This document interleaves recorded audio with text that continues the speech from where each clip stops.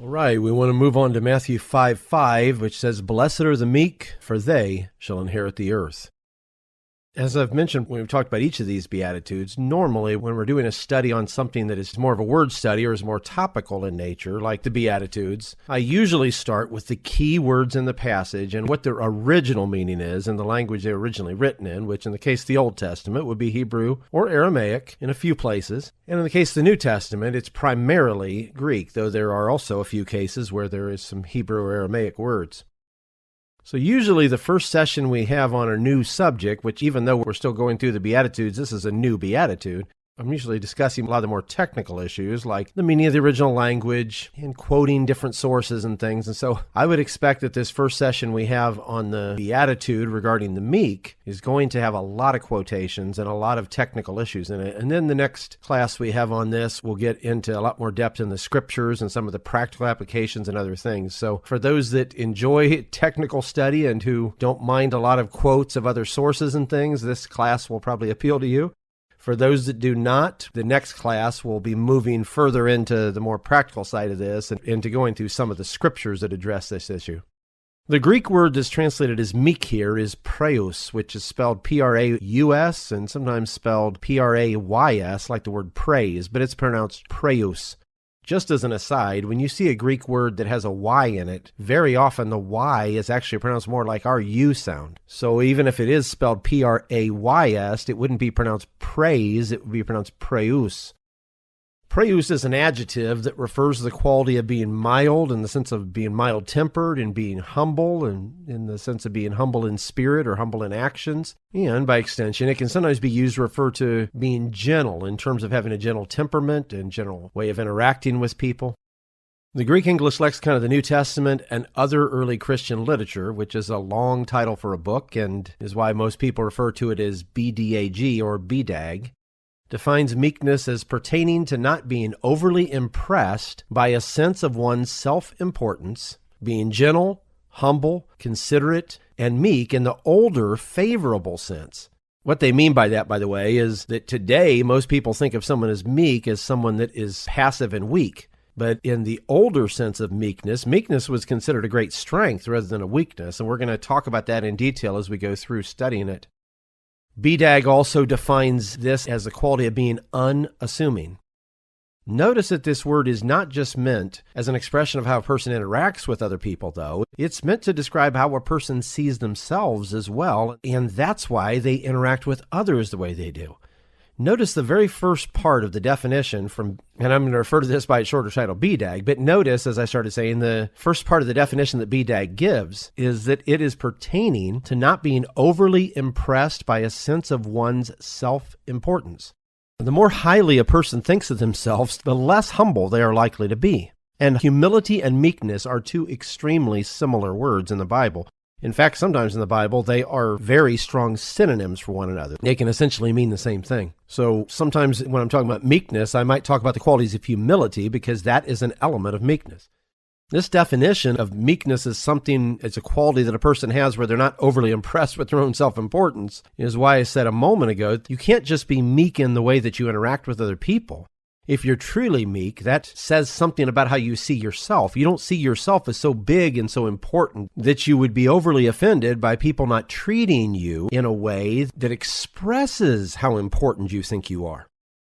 And by the way, this is applicable of any individual, no matter what position they might be holding. We have to develop a spirit of meekness. As we get into some of the scriptures, probably in the next class, I'm going to talk about how that applies to all believers, but I'm also going to talk about how that applies to the ministry as well, because the ministry has to be as good of an example, if not a better example of these types of qualities than the people are.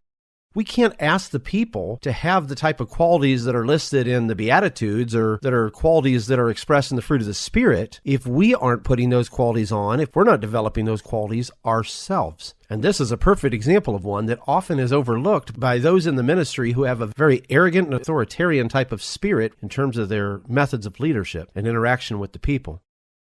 It's very easy for leaders to see themselves as more important than other people and to get inflated in their ego over their abilities or over their position or whatever the case might be. But we who are leaders have to be better examples of humility and of meekness than we even expect the people to be, who may be in a lower position in terms of authority and office than we're holding. And the only way you're going to be able to do that genuinely is if you do not think so highly of yourself that the only type of humility that you're actually putting on is an external humility to look good in the eyes of others or to appear to be humble when within you are full of arrogance and egoism. Our meekness, like all of these qualities, has to be genuine meekness. True meekness isn't just an action that's put on under pressure or in public, so to speak, as some kind of an external masquerade to cover up your arrogance or your anger that you might have over being disrespected or mistreated in some way with some kind of a show of humility. True meekness is an internal quality that expresses itself externally. It's not truly meek to act meekly on the outside when within you're almost boiling over with anger at the fact that you're being mistreated or disrespected in some way. And though I'm going to spend more time talking about the issues of the laity and the ministry and the meekness required of both as we continue on, as I said, I'll add one more point on the issue of leadership before I go on into some other quotes about the words that are used for meekness. I have seen men who think it is their right to get angry when they are not given the level of respect they think they are due. I've seen men who won't even come to meetings because they think they're going to get seated in a lower place than they're used to being seated in. Or they're like coldly towards other ministers who they feel like aren't giving them the level of attention or approbation that they think they deserve. Any minister who's not an example of the qualities of Christ, or at the very least is not developing in those qualities, is certainly not someone we should think of as a great man among us or someone worthy of status as a principal or significant leader. But often, principal and significant leaders among the people of God have been men with some of the worst spirits and the worst attitudes. Again, I'm going to come back to this on issues on the ministry, and we've talked about this in other classes on the ministry, but we can never think that we can replace having the right spirit inwardly with having a measure of what appears to be success outwardly. In other words, because a man looks like he's built up a large assembly, or because a man has a lot of knowledge of the Word of God, or because a man is a very good speaker, or whatever other qualities someone might have that looks like they are a powerful minister, so to speak, does not overwrite them having a bad spirit and being a poor example of the disposition of Christ. In fact, it should be even more starkly obvious that they should not be given preeminence and attention, no matter what their abilities, if their inward spiritual life is not equal to their outward abilities. That's true of leadership, and it certainly is true of anyone in any position in the kingdom. Go on with some of the quotes that are going to be the main part of this particular class, coming back to some of the issues related to this word that's translated meek. The Theological Dictionary of the New Testament states that in ancient Greek, this word, and the words that are other forms of this word, by the way, denotes that which is gentle and pleasant, mild, also soothing or allaying, and it can even be used for the spirit necessary to tame wild animals or for the type of spirit that a tamed animal has. This quality is often associated in the ancient Greek with the ability to calm those that are irritated or excited. And it can refer to being mild or friendly or gentle or pleasant, as opposed to being rough, hard, violent, or angry.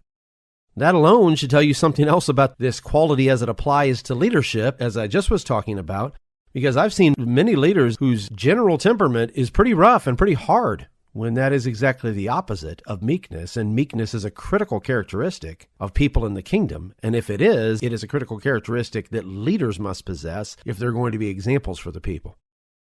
The Theological Dictionary of the New Testament goes on to say it, the adverb form of this word is often used for the quiet and friendly composure, which does not become embittered or angry at what is unpleasant, whether in the form of people or even fate. This is an active attitude and deliberate acceptance, not just a passive submission. A little later in the entries on this word and the other forms of this word, the Theological Dictionary of the New Testament says that of the synoptists, which are the Gospels of Matthew, Mark, and Luke, sometimes referred to as the synoptic Gospels, only Matthew uses this form of this word. It's preus. He uses it here in Matthew 5:5. He uses it in Matthew 11:29 and 21:5. We'll talk about those other passages when we get into the scriptures on meekness. When we do go through those verses, we'll look at some of the passages that include the different forms of the Greek word praeus and related words as well for humility, as well as some of the Hebrew words for the same concept. The native Hebrew translators of the Greek Septuagint, which, as I always note whenever I reference it in a class, is the translation of the Hebrew Bible into Greek made by a number of the top Hebrew scholars of their day, several generations before the time of Jesus. When they made the translation of the Greek Septuagint, and they were attempting to look for a Greek word to translate the Hebrew word anav, which is the word for humble, lowly, or meek, they chose this word praeus in its other forms, which lets us know that anav in some of its forms is the Hebrew word that would probably parallel this in the Old Testament. So in order for us to get a fuller understanding of what the Bible says about the meek, not just in the New Testament, but what that same type of terminology in the Old Testament might tell us, we'll have to look at some examples of passages where the Hebrew noun anav is used, and other related words like the Hebrew word ani, which is the adjective that carries the same meaning, or the Hebrew noun anavah, which is a similar word to anav, and the verb ana, which is the root from which those terms are derived. I'm not going to go into all the detail of their meaning because they essentially mean the same thing as the Greek word, but I'm telling you that ahead of time because the passages that I'll probably talk about that are from the Old Testament about meekness are principally examples of those words, which are the words that, as I just said, the Hebrew scholars who translate the Hebrew Bible into Greek would have associated with the Greek word praeus. I'm not going to say much more about the issues of the original language of the Bible other than what might be found in some quotes that I'm going to give you. But before we get into some of the scriptures that talk about meekness in the Bible, I want to give you some quotes that will include some technical things about the original language and some of its meaning that will really help to expand your concept of what meekness is referring to, as well as some excellent, insightful comments that have been written by different writers and commentators on this subject of meekness that I think will help to feather out its full meaning. And then when we start to look through the scriptures, you'll have a far better understanding of what the scriptures are referring to when they're referring to meekness and humility. Normally, by the way, my method of study of something like this, as topical or a word study type subject, is to look at the original language to see what it means in the original language, then to look at the scripture first, and then later down the line to look at the comments people have made about the subject. In other words, I leave the comments of men to the very last and put the scripture first. But I'm going to reverse the last two in the case of meekness because I believe I've not only already studied out what the Bible has to say about meekness, which means I can attest to the accuracy of any of the quotes that I'm using, but I think if you have a better idea of what that word is referring to, it will greatly aid in better comprehending not just the definition of meekness, but the depth of what meekness can represent in the scriptures. John Gill gives an excellent overview of the meek as those who are not easily provoked to anger, who patiently bear and put up with injuries and affronts, carry themselves courteously and affably to all, have the meanest thoughts of themselves. That doesn't mean they think meanly about themselves like we think of that word. He was writing several hundred years ago, and what he meant by that was they have a low estimation of themselves, not a high estimation. And they have the best of others, meaning they have a high estimation of others. They don't envy the gifts and graces of other men. They're willing to be instructed and admonished, even by the meanest of saints, meaning even by the lowest of saints. If somebody in the church who has some insight or has had some experience knows better than you wouldn't have any problem hearing their thoughts or counsel on something. Even if you're a leader in the church, you don't think so highly of yourself that you think there's no one who's below you in position or in authority who might not be equal or more than equal to you in some other area. He goes on to say they quietly submit to the will of God in adverse dispensations of providence, and they ascribe all they have and are to the grace of God. David Turner states that authentic meekness is an unassuming humility that rests in God and renounces self-effort to relieve one's oppression and to achieve one's desires. I'm mixing these quotes up. Some of these men are still alive, some have long passed away. The next one is one of the older examples. Albert Barnes states that meekness produces peace. It is proof of true greatness of soul. It comes from a heart too great to be moved by little insults. It looks upon those who offer them with pity.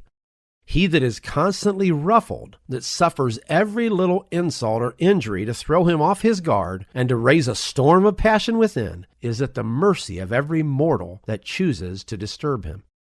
That is a deeply insightful statement, a perfect example of why I wanted to give you a number of quotes to help define and expand on the meaning of meekness before we really wade into looking at all the different statements that are made on it in the Bible. You will be at the mercy of anybody that is capable of pushing your buttons if you respond to every little thing that happens. No matter what position you're in the kingdom, you are going to be disrespected at times. You're going to be misunderstood at times. You're going to be slandered potentially. And very likely you'll be persecuted in different forms. But you don't want those things to put you in a bad spirit. You don't want those things to cause you to act or react in some way that is going to be sinful. But unfortunately, there are sometimes men who believe that they have a right to react in a forceful way because someone acted forcefully towards them. Or they have a right to respond in some kind of vengeful way because someone hurt them. You don't have that right. You have to understand that God is your defense, and you can't see yourself as somebody so important that no one should dare to ever disrespect you in any way. If that's how you see yourself, you are far from meek. Another older commentator, Adam Clarke, points out that our word meek comes from the Old Anglo-Saxon mecca or mekea, M-E-C-A or M-E-C-C-E-A, which refers to a companion or equal, because he who is of a meek or gentle spirit is ever ready to associate with the meanest, again by that he means the lowest, of those who fear God, feeling himself superior to none, and well knowing that he has nothing of spiritual or temporal good but what he has received from the mere bounty of God, having never deserved any favor from his hand. That is a mouthful of meat in that statement. Not only in the meaning of the Anglo-Saxon word from which we get our English word meek, but in the underlying meaning of the original language that conveys the idea that if we're going to be meek, we cannot think of ourselves as being superior to others. We may have a position that is higher than theirs if we're in the ministry or in some leadership capacity, but that doesn't mean that we should have a spirit of superiority and an expectation that we should never be challenged or never criticized in any way. And part of what will make sure that we don't have a superior spirit to other people is the realization that whatever we have that allows us to potentially be superior in some area, such as having more knowledge than someone or having a higher position of authority than someone, is because God has given that to us, not because it's just inherent to us. When we start to think of ourselves as inherently superior, we will follow a path that leads far from biblical meekness. Biblical meekness is the result of understanding that anything great and good in us is the result of the grace of God, given to a man of low degree, undeserving of that gift, because none of us deserve any position, any ability, any insights, anything that we've been given. So we certainly should cease from bragging about who we are in terms of our position or abilities, but we should also cease from bragging about what we have been given in contrast to other people, when the tone and the language we are using could very easily convey to them that we think we've been given it because we are worthy and they are not. No one is worthy of the things God has given him. No minister is worthy of the position God's given him. No child of God is worthy of the mercy and grace God has given them. And as long as we recognize that we are not worthy of any of the things that we have been given of God, God can give us great things, and we won't become self-inflated by those gifts and become the victims of a spirit of arrogance. Another writer, Leon Morris, states that meekness is quite compatible with great strength and ability as humans measure strength, but whatever strength, or for that matter weakness, that a meek person has is accompanied by humility and a genuine dependence upon God. True meekness may be a quality of the strong, who he describes as those who could assert themselves, but choose not to do so. And he goes on to say, the strong who qualify for this blessing are the strong who decline to domineer. I think that is important because many times people think that the stronger they are in terms of their abilities or the stronger they are in terms of their authority, sometimes due to their position, means that they have the right to domineer others, to control them and to treat them in almost a master to servant or even slave type of relationship. I so strongly agree with how he describes the meek as the strong who decline to domineer. Those who could assert themselves, but they choose not to do so. Now, in many interactions with people, those are two slightly different things. It could be that somebody is doing something negative towards you, and you could easily assert yourself and embarrass them, humiliate them, or even physically injure them, but you choose not to do so. That is certainly a quality of meekness that is necessary among the people of God. The other side of that, the issue of the meek being those who are strong but decline to domineer, is an absolutely critical necessity for anyone who is a leader among the people of God. You can be strong. You can be strong in your faith, strong in your convictions, even strong in your words, but you don't have to domineer and attempt to dominate the people of God as if you are a Lord and master. That is not the spirit of a meek man. And any leader in the kingdom who is not a meek man is going to disqualify himself from the ministry, no matter how powerful he is in other areas, and no matter how long the people continue to accept him in his arrogant and autocratic spirit. David Guzik explains that it is impossible to translate this ancient Greek word praeus, word for the meek used in Matthew 5:5, with just one English word. It has the idea of the proper balance between anger and indifference, of a powerful personality properly controlled. In the vocabulary of the ancient Greek language, the meek person was not passive or easily pushed around. The main idea behind the word meek was strength under control, like a strong stallion that was trained to do a job instead of running wild. Going back some in time to an older commentator again, Matthew Poole says that those who are not meek, but who try to attain their desires by force of will, or who respond to insult with assault, are not truly happy. They are tortured with their own passions, as their hand is against everyone, so every man's hand is against them. Besides that, there is a God who will revenge the wrongs. But the meek, who can be angry, but restrain their wrath in obedience to the will of God, and will not be angry unless they can be angry and not sin, nor will be easily provoked by others, but rather use soft words to pacify wrath and give place to the passions of others, these are the blessed men. For though others may by their sword and their bow conquer a great deal of the earth to their will and power, yet they will never quietly and comfortably inherit or possess it. They are forcible possessors, and they will enjoy what they have as rapacious birds enjoy theirs, unquietly. Every one hath his gun ready, charged, and cocked, but those who are of meek and quiet spirits, though they may not take so deep root in the earth as others more boisterous, at least in this present day, yet there will be no worm at the root of what they have, and they shall enjoy what God giveth them with more quiet and certainty, and God will provide for them. Verily they shall be fed. And he quotes Psalms 37, which is a passage we'll come back to.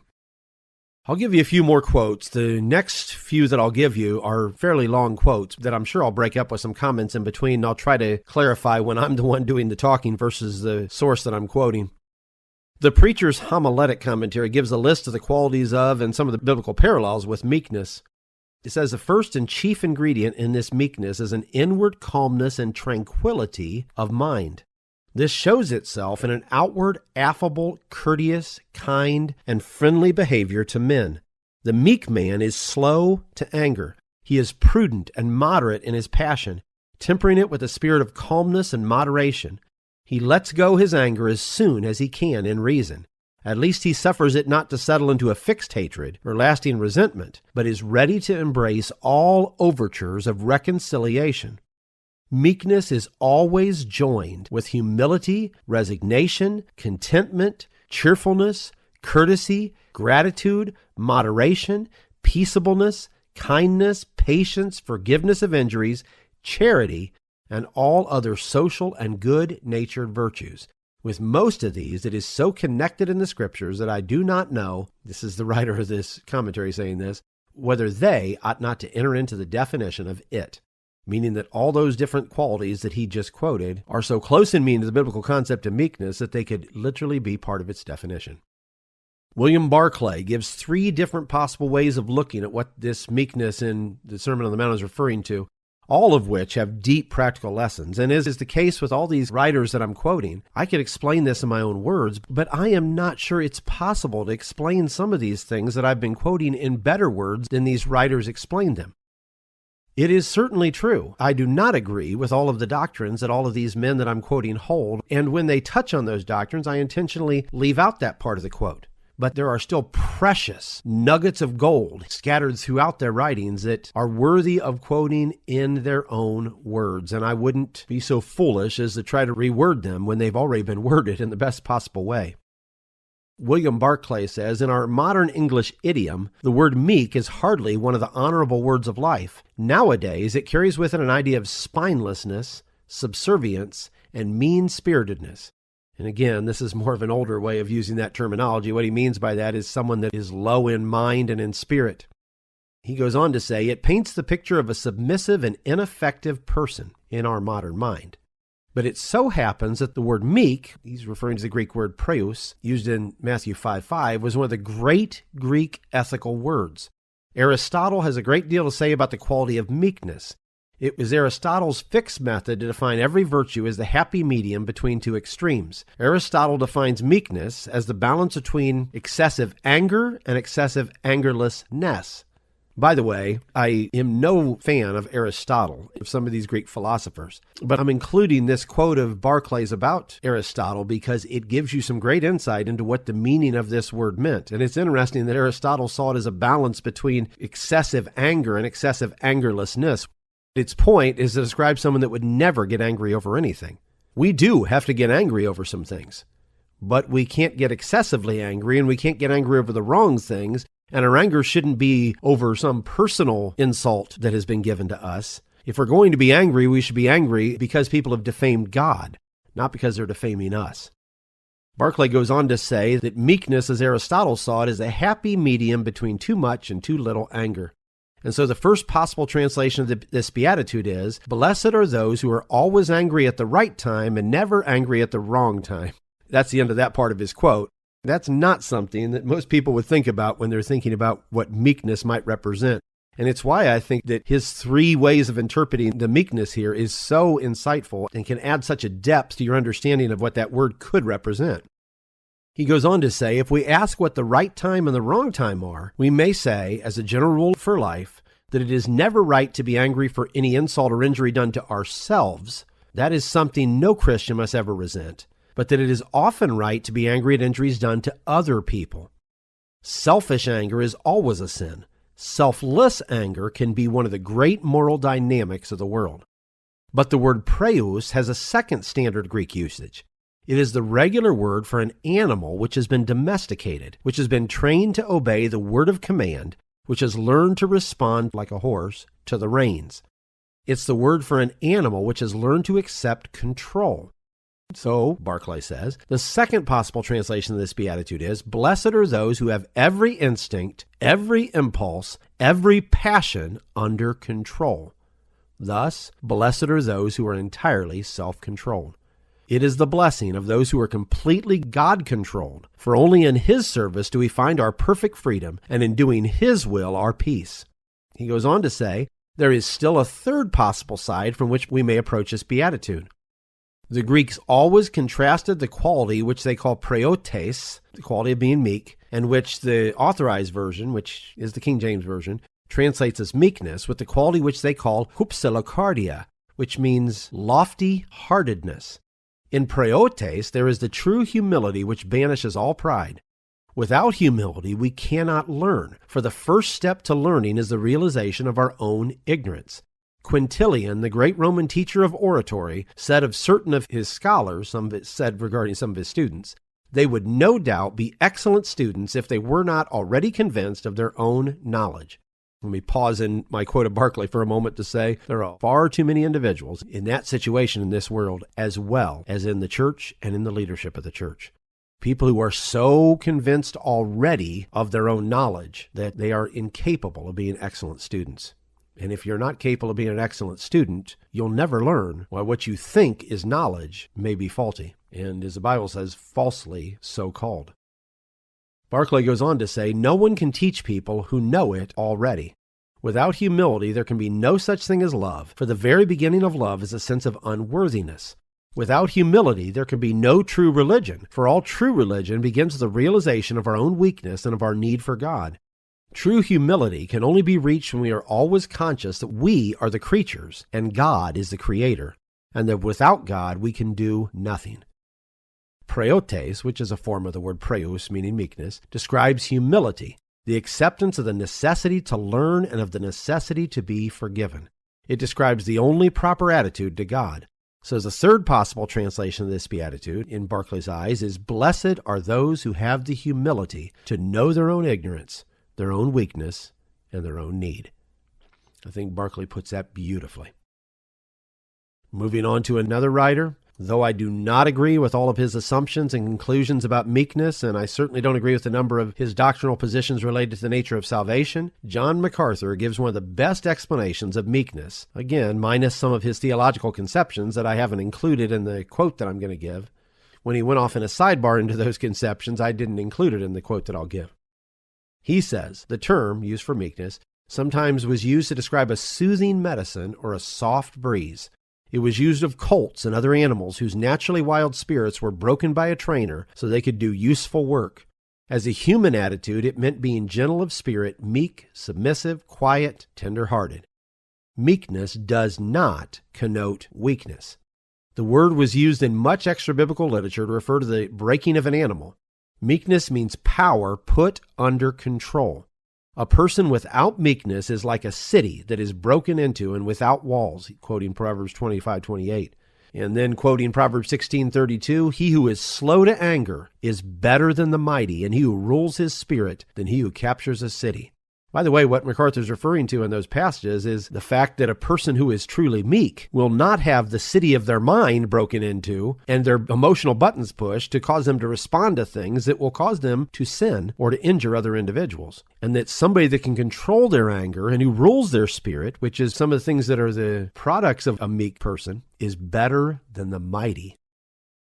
MacArthur goes on to say, an unbroken colt is useless. Medicine that's too strong will harm rather than cure. A wind out of control destroys.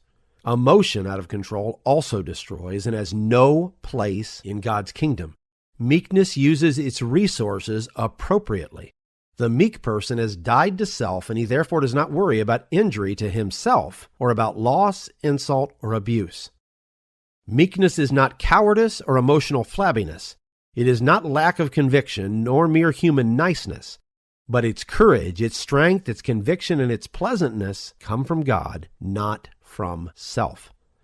There's several things I want to add to that.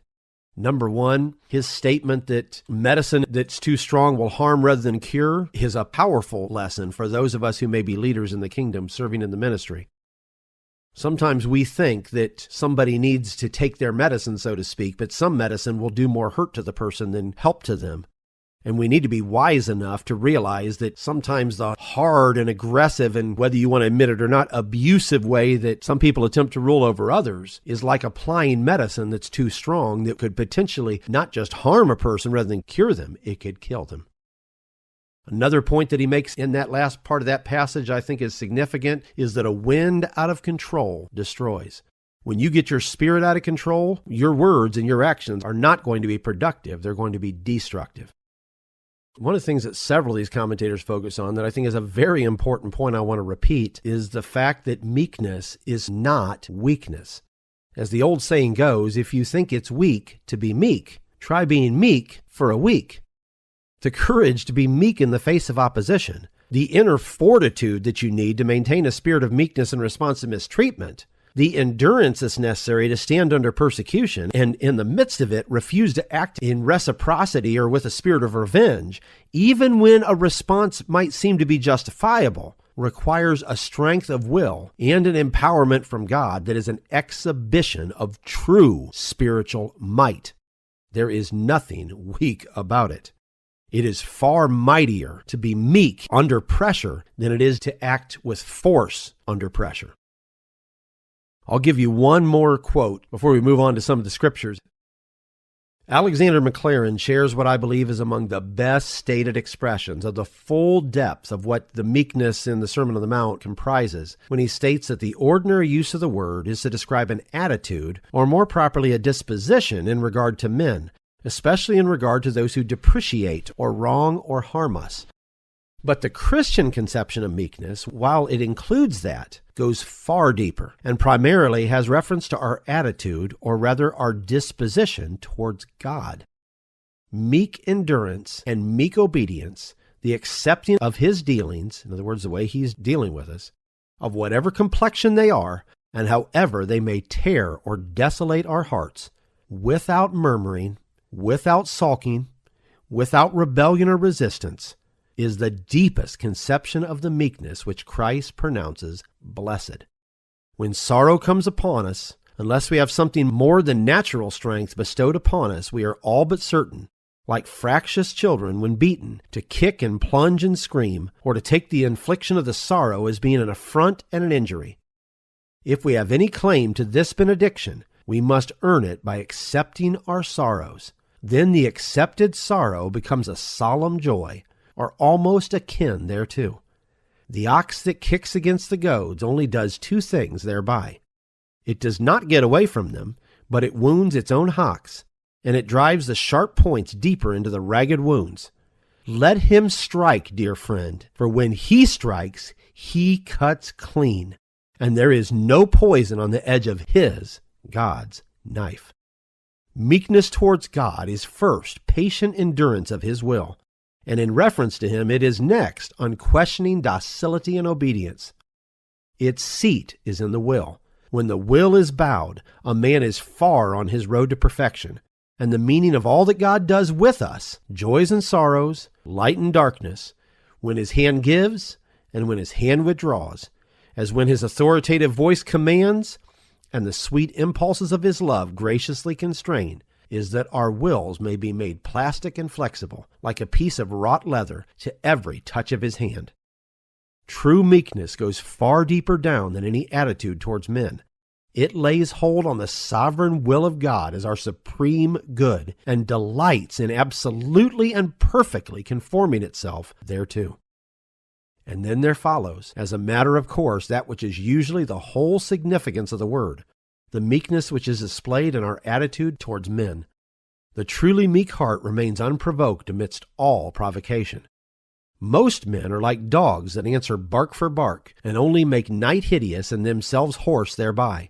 But it is our business to meet evil with good, and the more we are depreciated, the more we are harmed, the more we are circled about by malice and by scorn, the more patiently and persistently to love on. There is another thing to be taken into account in the description of meekness. That grace, as the example of our Lord shows, harmonizes with undaunted bravery and strenuous resistance to the evil in the world. Gentleness is the strongest force in the world, and the soldiers of Christ are to be priests and to fight the battles of the kingdom, robed not in jingling shining armor with sharp swords, nor with fierce and eager bitterness of controversy, but in the meekness which overcomes. You may take all the steam hammers that ever were forged and batter an iceberg, and except for the comparatively little heat that's developed by the blows and melts some small portion, it will be ice still, though pulverized instead of whole. But let it get into the silent drift of the Arctic current, and let it move quietly down southward. Then the sunbeams smite its coldness to death, and it is dissipated in the warm ocean. Meekness is conqueror. And at the end of his quote, he references the scripture, "Be not overcome of evil, but overcome evil with good." All right, as we go into some of the scriptures that talk about meekness, and some of which will be talking about humility as well, because as I said earlier, humility and meekness are nearly twins in the way they're dealt with in the Bible. They have slightly different aspects, but at times they so heavily overlap that they are, as I said earlier, almost synonyms. So we're going to talk about some of the scriptures that use meekness and a few that refer to humility, where it's clearly also referring to the idea of meekness. I want to start with a couple of scriptures about the meekness of Jesus, where this very same word that Jesus uses in Matthew 5:5 for the meek is applied to Jesus himself. Matthew 11:29 is when Jesus says, "Take my yoke upon you and learn of me, for I am meek and lowly in heart, and you shall find rest unto your souls." There's two different sides to Jesus' description of himself as meek. On one hand, it'll take the kind of meekness that Jesus exhibited in order for us to bear the yoke and to learn of him, as we are going to have to do if we're going to be followers of him, which means that we're going to have that kind of meekness that Jesus has in order for his yoke to be put upon us, in order for us to endure it. On the other hand, and probably more of the point in this statement in Matthew 11:29, Jesus may have been encouraging his followers that being under his yoke would not mean that they would be under an abusive rule like they might have felt under the yoke of different pagan kings or other similar things. Albert Barnes addresses this second type of possible meaning that Jesus might have had when he says that meekness was eminently Christ's personal character, but, he says, this is not its meaning here. He is giving a reason why they should embrace his religion. That was that he was not harsh, overbearing, and oppressive like the Pharisees, but meek, mild, and gentle in his government. His laws were reasonable and tender, and it would be easy to obey him. I wouldn't argue with that, and I do think that very likely is the principal thing Jesus is talking about in Matthew 11:29. But it is also very true that in order for us to bear Jesus' yoke, we are going to have to have the kind of meekness that he had. We've had ongoing classes on the ministry for the last year or so that is heavily on my mind. So as I said earlier on, I'm sure I'm going to address the type of meekness that has to be present in the ministry in more depth a little later. But this statement is a lesson for those in the ministry who use abusive and overbearing methods and who put yokes on the people of God that God himself never intended for them or that he clearly does not require under the new covenant. Just one passage you could go to for a starting point on that is Acts 15:10, which I'm not going to go into here, but it would get you started on the path of studying out the type of requirements that are incorrect requirements, that are our own additions that we put on the people, or that are things that are dispensationally no longer necessary, that we cannot continue to hold the people accountable to.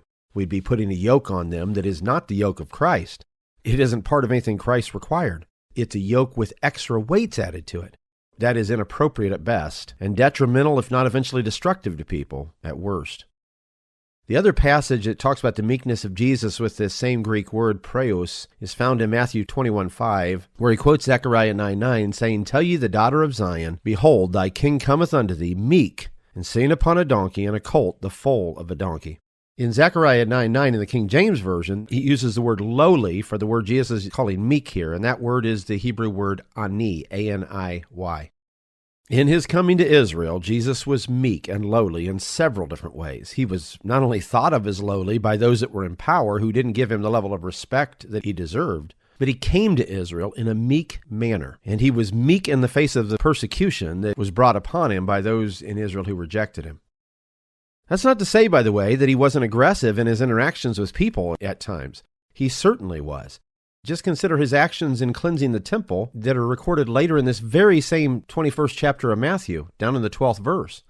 When the people of Israel, particularly the leaders, disrespected God and the things of God, Jesus did not respond to that meekly. He responded with sharp and pointed words, sometimes some very obviously corrective parables and other things, and sometimes even, as you see here in Matthew 21:12, forceful actions as well. On the other hand, he didn't come, at least in his first coming, to force his rule upon the people. He didn't enter Jerusalem as a conquering king. That's the whole point of coming in on a donkey. A conquering king who had just conquered a city would come in on a horse. Somebody that was approaching a city diplomatically or in peace would come in on a donkey in the ancient world. He entered Jerusalem in peace and offering redemption, at least to those who accepted him. He was their rightful king, but he didn't press his claim upon them. He offered himself to them, and for them for that matter, by meekly going to the cross and through the persecution that preceded his death on the cross, when he could have at any time responded with overwhelming force to free himself or to destroy his persecutors. And by the way, that is one of the very definitions of meekness, force under control. The ability to respond in a way that could be corrective or destructive, but you restrain yourself from responding that way. Jesus could have destroyed all of those who dared to raise their hands against him, but he restrained that ability, and that is one example of the meekness that he demonstrated.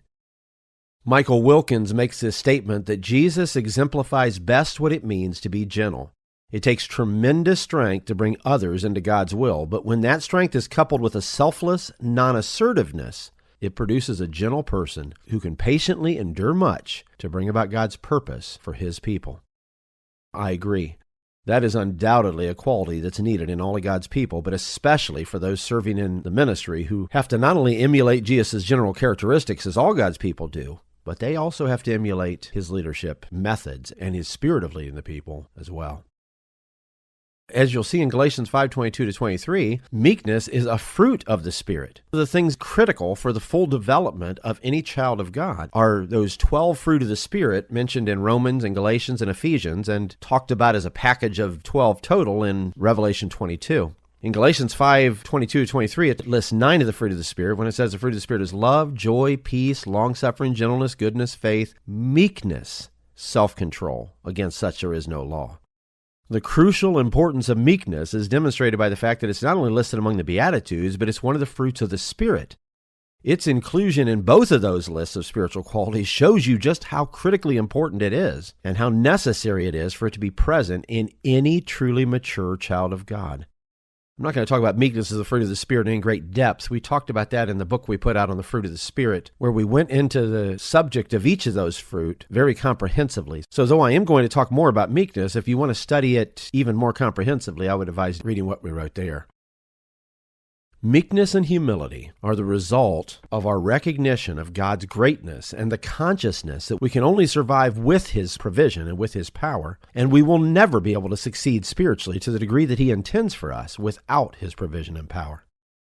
I want to touch on one more passage. It's a little bit more than a passage. It's a whole chapter, which is the 8th chapter of Deuteronomy, before we close out this particular session, and then we'll go into more scriptures in the next session. But the 8th chapter of Deuteronomy is very significant because all throughout that chapter, it refers to humility with the very same Hebrew words that are used for meekness. And it tells us some very important things about why God wants His people to have humility or meekness and the way that God produces humility and meekness in His people. I'll read that whole section and then I'll make some comments on it before we close out. Deuteronomy 8, 1-20 says, All the commandments which I command thee this day shall you observe to do, that you may live and multiply and go in and possess the land which the Lord sware unto your fathers. And thou shalt remember all the way which the Lord thy God led thee these 40 years in the wilderness to humble thee.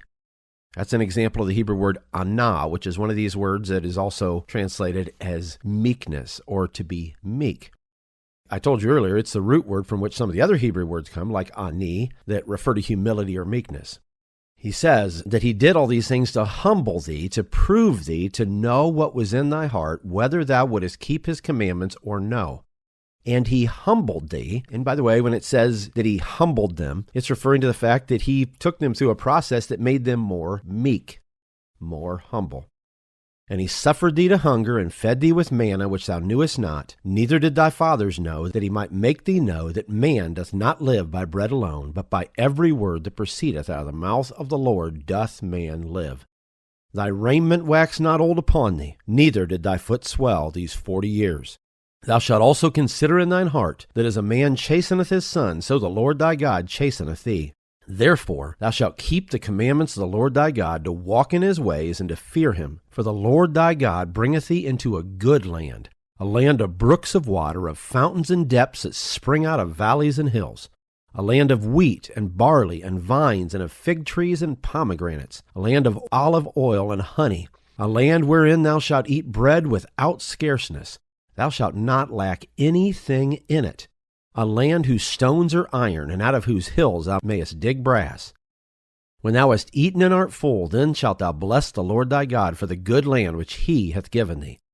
Beware that thou forget not the Lord thy God in not keeping His commandments and His judgments and His statutes, which I command thee this day.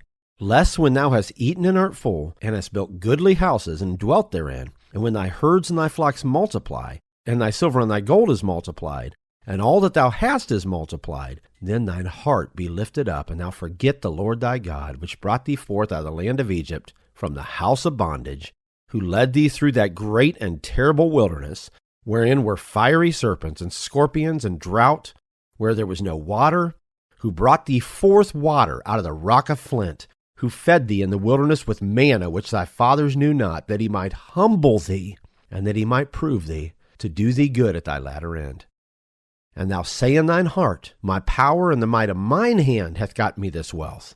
But thou shalt remember the Lord thy God, for it is He that giveth thee power to get wealth, that He may establish His covenant which He sware unto thy fathers, as it is this day. And it shall be, if thou do at all forget the Lord thy God, and walk after other gods, and serve them and worship them, I testify against you this day that you shall surely perish. As the nations which the Lord destroyeth before your face, so shall you perish, because you would not be obedient unto the voice of the Lord your God. The heart of that passage, that chapter, is the process that God took Israel through in His deliverance of them from Egypt and His dealings with them in the wilderness, intended to teach them to respect Him, to revere His law, and to remember His words, His works, and His ways. We have to remember all the way, or ways plural, that the Lord our God has led us throughout our relationship with Him, and perhaps even has been leading us before we even consciously entered into a relationship with Him. Doing so will keep us humble and meek in spirit. God's processes are primarily intended to prove us and to reveal what's in our hearts, both to Him and to us. God wants to see the evidence of our faith in Him and our faithfulness to Him, but He also wants us to see that we can obey His word, not just because we can have confidence in it, which we certainly do need to have, but because we are capable, with His direction and His empowerment, of obeying His commands. He wants us to know that we can hold to His unchanging hand, even when things around us seem uncertain and the conditions we're facing are beyond our capacity to answer, understand, or endure. When we find ourselves in those kind of places, that is where He proves to us what He's capable of and why we should not only depend on Him for our protection and provision, but why we should always obey His directions and His intentions for us. By the way, God's provisions that prove His power and that show His purpose for us are not just spiritual in nature. He also provides for our natural needs. Like you see Him describing what He did for Israel in the wilderness, feeding us, clothing us, caring for us so tenderly and faithfully that it should humble us to know everything that He has done for us, especially when we are or have been undeserving of His provision. Israel, like all of us, went through periods of confidence in God and questioning of God for that matter. They went through times of obedience to God's will, and they went through times of disregard for His direction. When we recognize our failures that have occurred during the process and the need for correction in our course, it will keep us meek and humble. When we realize that in spite of our missteps and sometimes even blatant disobedience, God has still repeatedly extended mercy and grace to us, it should humble us and instigate a desire in us to obey His will for our lives. And even when He's chastened us, to redirect us, He has done so out of love and a desire for our good, just like a father chastens his son that he loves, and not as an enemy chastening his adversary.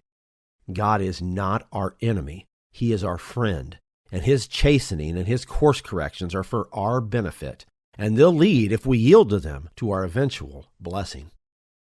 So whether in times of tragedy or triumph, God is testing us to determine whether we'll continue to obey Him or whether we'll choose our own path. In times of tragedy or distress or difficulty of some kind, we have to hold fast to our faith in the knowledge that all things will work together for good if God has called us according to His purpose, and if we don't lose our love for Him, no matter how challenging the process that He allows us to undergo. That's what Romans 8:28 is talking about when it says we know that all things work together for good to them that love God, to them who are the called according to His purpose.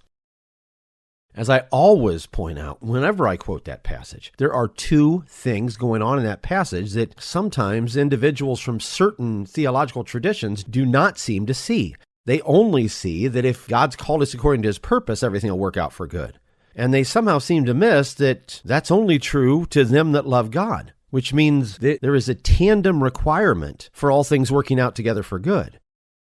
God has to have called you according to His purpose, but you have to love God. If you don't love the one who's called you, things are not going to work out for good for you, no matter what His purpose might be for you, because He's not going to bring about His purpose in a positive way for you if you don't love Him.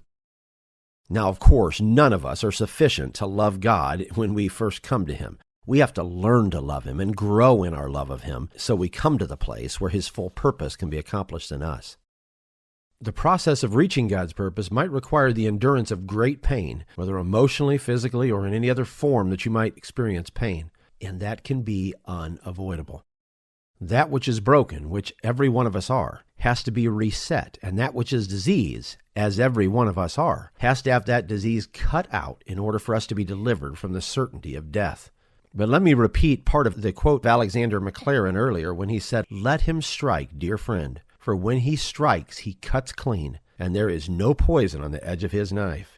Meaning that whatever process God takes us through that may be painful, it may require surgery that'll cause you suffering, is for your good. He's only going to cut away what is keeping you from being able to move on into eternal life. And He's only going to cut out of you that which is going to keep you from being able to remain in relationship with Him. In times of triumph, we have to never forget that our greatest victories and our successes are only possible with the assistance of God's mighty hand, which is something you're going to see all through this section of Deuteronomy.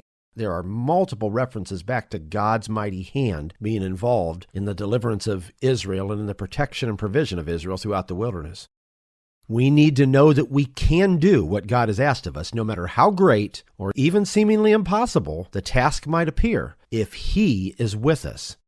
But if we're cognizant of the fact that we can do nothing of eternal worth if he's not, we'll never become arrogant, self-assured, or idolizers of ourselves. If we never forget what God has done for us, among us, and in us, in leading us this great way that he's led us, from our dark past towards a bright future, we won't, whether consciously, conveniently, or unintentionally, forget the commandments he requires of us, since those commandments are the guardrails that will keep us on the road towards complete redemption, and that will help to guide us to the greatest gift that he intends for us, eternal life and immortality in a world without end and without sin. God is seeking a people who are meek in spirit, but mighty in faith, word, and deed. When you don't fully understand meekness and humility, they may seem contradictory to strength and implacability of will. They may seem like weak things, but they're the evidence of tremendous strength, not only in terms of being able to endure hardship and uncertainty, but as a testimony that you've taken hold of and submitted to the source of all strength, God, the Lord of hosts.